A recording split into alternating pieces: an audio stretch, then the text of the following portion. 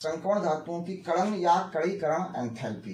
कणीकरण या कण एंथैल्पी का मतलब होता है कि संक्रमण धातुओं के ठोस अवस्था में जो परमाणु हैं उन परमाणुओं को ठोस अवस्था से गैसीय अवस्था में ले जाने के लिए आवश्यक जो ऊर्जा होती है उस ऊर्जा को हम कण या कणीकरण एंथैल्पी कहते हैं। इसको हम इस प्रकार से समझ सकते हैं। सभी लोग जानते हैं कि संक्रमण धातुएं जो हैं केवल मरकरी को छोड़कर जितनी भी धातुएं हैं सभी ठोस अवस्था में होती हैं। और ठोस अवस्था में वीडियो के स्टार्टिंग में बताया था कि संक्रमण धातुओं की एक निश्चित क्लोज पैक्ड स्ट्रक्चर या एक निश्चित क्रिस्टलीय संरचना होती है जिसमें सभी परमाणु एक निश्चित क्रम में एक क्रिस्टल जालक में व्यवस्थित होते हैं। मान लिया एक किसी भी धातु आयरन, मैग्नीज या क्रोमियम का एक क्रिस्टल जालक है, तो उस क्रिस्टल जालक में क्या होंगे, सभी परमाणु एक निश्चित क्रम में व्यवस्थित होंगे। मान लिया कोई धातु ए है तो उस धातु ए के सभी परमाणु जब क्रिस्टल जालक में व्यवस्थित होंगे तो उस एक जो बीच का परमाणु ए होगा वो अन्य परमाणुओं से इस प्रकार से धात्विक बंध, चारों ओर से धात्विक बंध बना रहा होगा। अब इस धात्विक बंध की जो शक्ति जो होगी वो अभी पीछे पढ़ के आए हैं कि धात्विक बंध की शक्ति जो है वो उस संक्रमण धातु में उपस्थित अयुग्मित इलेक्ट्रॉनों की संख्या पर निर्भर करती है। मान लिया एक तत्व ए है और उस ए में 4 अयुग्मित इलेक्ट्रॉन है। थोड़ी देर समझने के लिए 4 अयुग्मित इलेक्ट्रॉन है तो ये क्या कर सकता है कि 4 अपने चारों ओर स्थित उस क्रिस्टल जालक में 4 अन्य परमाणुओं के एक अयुग्मित इलेक्ट्रॉन के साथ अंतर परमाणुविक बंध जिसे हम मेटॉलिक बॉन्ड कहते हैं, मेटॉलिक बॉन्ड का फॉर्मेशन कर सकता है। तो एक परमाणु ए अपने चारों ओर अन्य परमाणुओं के साथ इस प्रकार से मेटॉलिक बॉन्ड का फॉर्मेशन कर लेगा। ये इस प्रकार से 4 मेटॉलिक बॉन्ड का फॉर्मेशन हो जाएगा। अब यहाँ पर क्या हो जाएगा, ये 4 जो बंध बन गए, अब हम चाहते हैं इस बीच वाले परमाणु को हम अलग करना चाहते हैं, गैसीय स्टेट में ले जाना चाहते हैं, ठोस अवस्था से गैस अवस्था में ले जाना चाहते हैं। तो हमें इस परमाणु को अलग करने के लिए देखिए, अगर ये 4 अयुग्मित इलेक्ट्रॉन इसके पास हैं तो हमें कितने बंध तोड़ने पड़ेंगे, 1 2 3 4 बंध तोड़ने पड़ेंगे। अगर अयुग्मित इलेक्ट्रॉन इसके पास 5 हैं तो क्या करना पड़ेगा, हमें इसके 5 बंधों को तोड़ना पड़ेगा। तो कणीकरण या एटोमाइजेशन एंथैल्पी मतलब होता है कि उस क्रिस्टल जालक में किसी एक परमाणु को ठोस अवस्था से गैस अवस्था में बदलने के लिए जो आवश्यक ऊर्जा होगी, पहले उससे हम अलग करेंगे और उसको गैस अवस्था में ले जाने के लिए जो आवश्यक ऊर्जा होगी वो कण या कणीकरण एंथैल्पी कहलाएगी। अब इसका जो मान होगा वो देखिए, हम लोग देख रहे हैं यहाँ पर कि अगर अयुग्मित इलेक्ट्रॉन यहाँ 4 हैं तो 4 बंध तोड़ने पड़ेंगे। अगर अयुग्मित इलेक्ट्रॉन 5 हैं तो बंध हमें 5 तोड़ने पड़ेंगे। तो जितने ज्यादा यहाँ पर एक क्रिस्टल जालक में एक परमाणु अपने चारों ओर बंधों को बनाएगा, जितने ज्यादा बंध होंगे उतने ही ज्यादा कण एंथैल्पी का मान होगा। तो हम कह सकते हैं इसका जो ट्रेंड्स होगा वो इस प्रकार से होगा, अयुग्मित इलेक्ट्रॉन की संख्या डायरेक्टली प्रोपोर्शनल टू, अयुग्मित इलेक्ट्रॉनों की संख्या जितनी ज्यादा होगी उतने ज्यादा क्या होंगे, धात्विक बंध की प्रबलता उतनी ज्यादा होगी, धात्विक बंध की प्रबलता।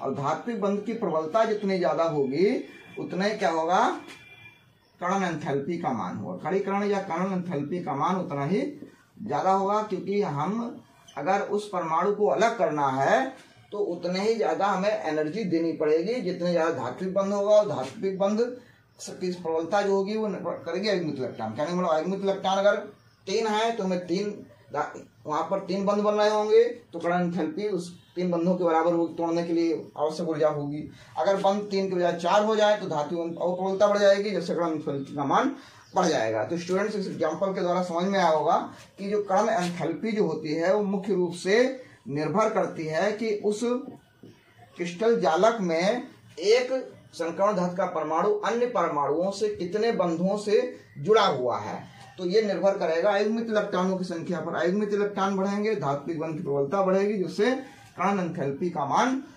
बढ़ जाएगा। अब हम इसकी डिफिनीशन देख सकते हैं कि संक्रमण धातुओं के लिए इसकी डिफिनीशन क्या होगी। परिभाषा, किसी धातु के क्रिस्टल में, ये क्या है, हमारा क्रिस्टल है, ठीक है, इसमें हमें परमाणु को क्या करना, अलग करना। सभी परमाणुओं को पृथक करने के लिए, पृथक करके कह सकते हैं गैसीय अवस्था में ले जाने के लिए, किसी धातु के क्रिस्टल में सभी परमाणुओं को पृथक करने के लिए आवश्यक ऊर्जा उस संक्रमण धातु की कण एंथैल्पी कहलाती है। आगे लिख सकते हैं, कण एंथैल्पी का जो मान होता है वो अयुग्मित इलेक्ट्रॉनों की संख्या पर निर्भर करता है।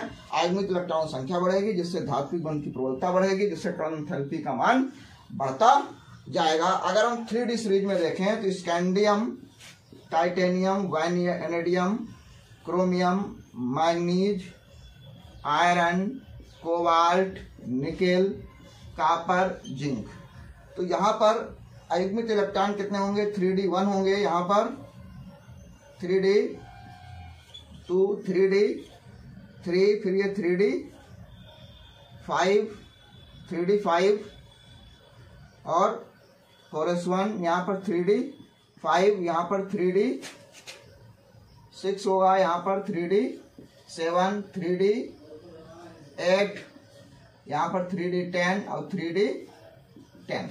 तो यहाँ पर अयुग्मित इलेक्ट्रॉन 1 होगा, 2 होंगे, 3 होंगे, यहाँ पर कुल मिला के टोटल 6 हो जाएंगे, यहाँ पर 5 होंगे, यहाँ पर 4 बचेंगे, यहाँ पर 3 होंगे, यहाँ पर 2 होंगे, वहाँ 0 0 हो जाएंगे। तो देखा गया है कि अयुग्मित इलेक्ट्रॉन जैसे जैसे बढ़ेंगे तो कड़ी कण एंथैल्पी या हीट ऑफ आयोडाइजेशन बढ़ती है, और फिर अगर अयुग्मित इलेक्ट्रॉन धीरे धीरे घटते हैं तो उसी प्रकार से हीट ऑफ आयोडाइजेशन या कण एंथैल्पी का मान कम होता जाता है। Mn की हम लोग पीछे पढ़ के आए थे, Mn का जो है जो गलनांक होता है, गलनांक क्वथनांक या कठोरता होती है, वो कम क्यों हो जाती है, उसका रीजन हमने पढ़ा था कि यहाँ पर जो हीट ऑफ मोबिलाइजेशन जो होता है वो थोड़ा सा इलेक्ट्रॉनों के जो स्थानांतरण होता है वो नहीं हो पाता है, कि नाभिक के प्रबल आकर्षण बल से बंधे होते हैं, इसलिए इनका जो है गलनांक क्वथनांक भी कम होगा, तो हीट ऑफ आटोमाइजेशन भी इसीलिए कम हो जाएगी। फिर ये धीरे धीरे यहाँ पर स्थिर हो जाएगी FeCO9 के लिए। तो हम देख सकते हैं कि इसका जो मान होता है प्रारंभ में अयुग्मित इलेक्ट्रॉनों की संख्या पर निर्भर करेगा। इसी प्रकार से अगर 3D या प्रथम संक्रमण श्रेणी के बाद अगर हम देखेंगे, 3D या फर्स्ट ट्रांजिशन सीरीज होती है, इसके बाद 4D सेकेंड ट्रांजिशन सीरीज और 5D थर्ड ट्रांजिशन सीरीज। तो 3D या फर्स्ट ट्रांजिशन सीरीज की तुलना में 4D और 5D मतलब सेकेंड और थर्ड जो संक्रमण श्रेणियों के लिए कण एंथैल्पी के जो मान होते हैं वो उच्च होते हैं, कण एंथैल्पी के जो मान होते हैं वो उच्च होते हैं। तो स्टूडेंट्स समझ में आया होगा, आज हम लोगों ने डिस्कस किया संक्रमण धातुओं के विशेषताओं के अंतर्गत फिर कण एंथैल्पी के बारे में। तो इससे संबंधित जो क्वेश्चन हम लोगों ने आज डिस्कस किए हैं इनको अपने कॉपी में नोट कर सकते हैं, और ये इंपॉर्टेंट क्वेश्चन है, इनसे संबंधित क्वेश्चन पेपर में आते रहते हैं। अगर वीडियो अच्छा लगा हो तो अपने साथी स्टूडेंट को शेयर कर दें। Thank you.